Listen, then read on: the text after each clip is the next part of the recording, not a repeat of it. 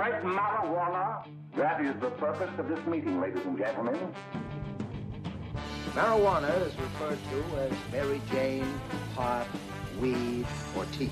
That Michoacan, man, Acapulco Gold, man. I even smoke that tight stick. We're smoking reefer. The realest thing smoking on the internet.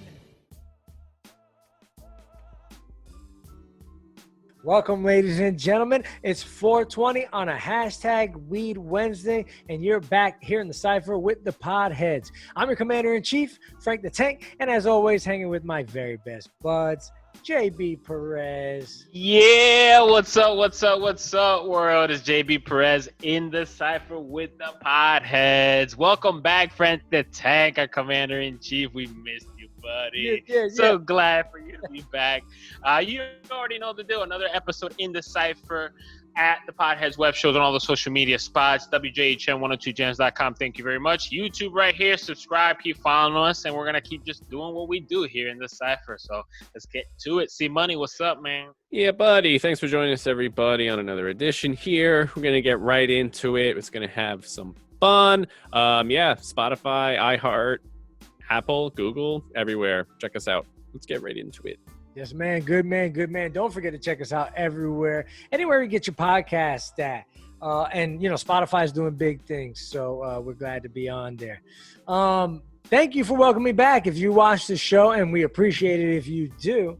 But I wasn't here on the last episode. My comrades in chronic here, or my comrades in cannabis, whatever you want to say, held me down.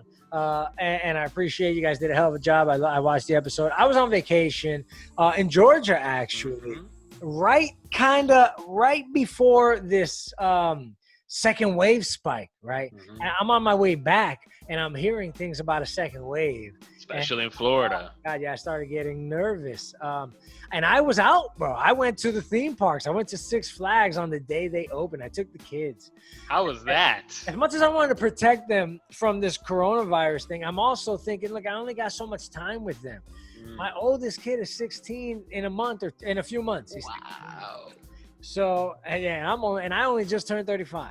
So I'm sitting here like, damn, I got to take advantage of the time I have with them. So we went masked up. You guys know, if you're here in Florida, Universal just opened up, so it's going to be the same way. There's reservations. We had to book a time for us to enter the park, and you couldn't go in before that time. You had to have temperature checks, so we walked through scanners to check our temperatures. We had to have masks on at all times, and they enforced it. There'd be people walking up to you and tell you, put your face mask on if you did it. And there was one thing I liked is they had designated areas for you to take your mask off. Like a smoking area? Wow. If you've got to walk around a park, and I clocked it, I walked about 7.5 miles that day. So if you walk around a park for 5, 6, 7 miles and you're not in great shape, most people aren't, you're wearing a face mask, especially for kids. It's hot. It's suffocating. So there are places where you could stop, and I hope that Universal and Disney do the same thing, where obviously they had benches that were distanced where you could take your mask off and breathe and relax. Obviously, they don't expect you to wear your mask on and eat. But I loved it. The wait times were just not even there because of the way they staggered everything with the social distancing. The park wasn't as packed, and I don't think we waited longer than 15 minutes for any of the rides. And that sounds great, bro. That sounds amazing, because they have no problem jamming 70,000 people into Magic Kingdom or whatever. They don't care, bro. That's incredible, man. Yeah, I'm done with the 3-hour wait lines to ride Avatar. 30, 45 minutes tops. I'm wondering is, can Disney, Six Flags is Six Flags, but can Disney and Universal afford to only get that many? Yes, because it's going to be $5,000 to go to Magic Kingdom. Are they going to raise the prices? Absolutely. It's a benefit. Ultimately, they're going to do their thing and spin it. So they're like, this is a benefit to you. So the price is going to go up. No more waits ever. Walk into the park. Red carpet this. No wait times that. Yeah, absolutely. $5,000 a ticket. And I'll probably pay for it because that's great. I don't want to wait at all. I said it over here in Massachusetts, right? The wait line for cannabis was faster than before pre-COVID. And it looked like, to me, in Georgia and Florida and all this, the wait times are going to be faster than it was before. Like, it's going to be a better shopping experience if that's, if you care about that shit. I mean, I ain't mad. I'm not mad. was it necessity breeds invention, something like that. So I might have just made that up, but either way, I think it fits. What other things have you guys been doing? Have you guys seen Eurovision? I noticed this was like the #1 thing trending on Twitter a few days ago. So I'm like, okay, Will Ferrels is one of my all-time favorite comedic actors. And I was excited. I watched it like the day I saw it had come out. Probably not the same day it came out. But before I say anything, I want to get have you guys seen it? I guess I just hold Will Ferrell up to the Step Brother standard for every movie he's done ever since. And they just don't. Right? Anchorman, you know? Yeah, it was dumb. I just couldn't with the singing and so cliche. One's better than the other. Bunch of haters. I like when Will Ferrell's a dick. When he plays a dick character, he's hilarious. This humble type of, maybe spiteful kind of character. Nah, I just like when he's a straight up dick. Listen, I watched this movie, and a while ago we talked about Adam Sandler, and I was like, how does Adam Sandler keep getting movies? Well, I thought the same thing too about Will Ferrell. I was like, how does Will Ferrell keep getting movies? Because I'm with you, Simone. It looks like it's getting down.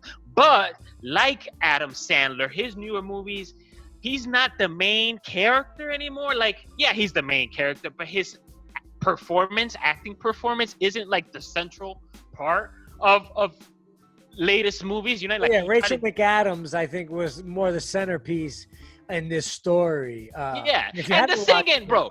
45 minutes of that, it was like an hour long of the singing. I liked it. I enjoyed it. It was funny. It reminded me of Semi-Pro.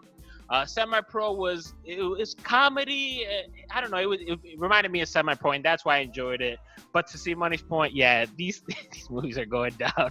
I wanted to say it reminded me of the skating movie. Was it? Oh, yes. Like yeah. It was silly. I love Rachel McAdams. She's gorgeous. She did a good job in the movie. I guess it's more the straight person. She had her little quirky things, but if you haven't seen it, it's on Netflix. Check it. Who doesn't have Netflix these days? If you watch this, I'm sure you do. But watch it. It's worth the hour, but it definitely it was no point where I was busting out laughing. If COVID-19 wasn't around, a lot of these movies wouldn't be trending. See, Money, or Frank the Tank, you said it was trending because everybody's home. What else are we got to do? So yeah, just go watch it just so you know what we're talking about. But COVID-19 is giving a lot of things that probably would not have gotten the opportunity to be mass consumed like they are now, whether they're shit or not. So it's interesting, to think about. Yeah. Oh, yeah, there's plenty of shit out there to be consumed. I'm one for the documentaries. I enjoy documentaries. Obviously, we talked about the Epstein one on here. There's a book, if you haven't heard, to shift the conversation. We all heard about Iran putting an arrest warrant out for Trump, which is straight up. We want him in jail, they said. Yeah. So, and we talked about when he killed Soleimani, we knew that there would be some kind of repercussions. But that's not what I want to talk about. His niece. I think we mentioned something on social media about his niece writing a tell-all book about him and threatening to basically put out his tax documents, to put out all kinds of dirty laundry and skeletons in this man's closet. What I thought was interesting is that a federal judge just blocked her from publishing this book. I'm not sure if it's temporary or what. I don't know the law behind, I don't know campaign law, but it's got to have to do with his re-election campaign. Exactly. And come on, I don't think anybody believes that he's got a real shot if they're not fixing the books on this election. But I think it's really interesting how this young lady decides to come out with this tell-all book, and now Congress is stepping in the way to stop it. Just further proof that it doesn't matter that the scales of justice are never going to be even. Whether it's black, white, rich, poor. I'm not trying to be a Debbie Downer, but I like to inform people, there's dirt out there. There's dirt out there. And before you go out, everybody's telling everybody to vote. And look, I was just on here about 2 weeks ago saying, I don't want to vote. I don't believe in voting anymore. But if you're gonna get out there and vote, at least know who the hell you're voting for. Mm-hmm. I tell you, there's a reason why this guy is trying to cover up, trying to stop all this dirt from coming out. yeah, I would have, to your point, Frank the Tank, I would have to think it's something, yeah, you can't do it because he's president. If you're going to tell all you're going to set out his federal taxes, that's got to be illegal. Like, you can't just show somebody's federal taxes. Like, you can't. So I think it comes to that. But that book will come out. Bolton, I think his name, he wrote a book too. Before that, another of his homeboys wrote a book. It's like, if you're around Trump, you got shit to say, and you about to get paid for it. Every time. Not Amber Rose, but Ambrosia, I forget her name. I forget her name too. She wrote a tell-all thing too. So, I mean, do I trust her? Anytime anybody around Trump says, I'm a do a tell-all book, it doesn't.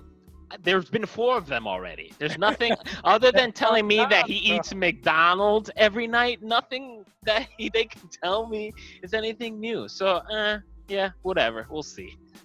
But I mean, even the whole thing that he was friends with Epstein. I love how pictures of them hanging together and videos of them at parties surface, and that's it. They go, oh yeah, they hung out, cool, and that's it. No questions, no interrogation. I just hope that all this comes out when it's due, when undoubtedly they have to go head to head, whether it's Biden or whatever. These things have to come out. Like, before 2016, what did we have on Donald Trump? He grabs women by the pussy. We didn't have anything on Donald Trump. There's plenty on Donald Trump this time around. Vote, people, vote. Yeah, that's a good point. Cool. That being said, look, man, I am clearly out of practice. I missed one episode and I forgot to do shit as we always do. So before we my God. Yeah, I'm already burnt, man. I'm like, I know. Before we take this first break, let's do this as we always do. I see you got your Rastaconda there. Look who's back, guys. I told you I was on the wax and I'm done. I gotta take a break. So I moved the cipher into the garage and here we go. I'm smoking the Rastaconda again. Nice, back to green. Yeah, back to green. It's great. It feels amazing, guys. I love it. Yeah, I'm just doing my thing as always, smoking some good bud here. But let's take it to break. You got your pen on, you see, Money? I got my pen as always, man. And I think I might have to force myself to take a hiatus soon because they're too damn expensive. Yeah, this state needs to get its shit together. That being said, we'll be right back, guys. We're going to talk some health, perhaps, some health, fitness, and weed, a little bit mix of that. We'll be right back. It's the Podheads. Yeah.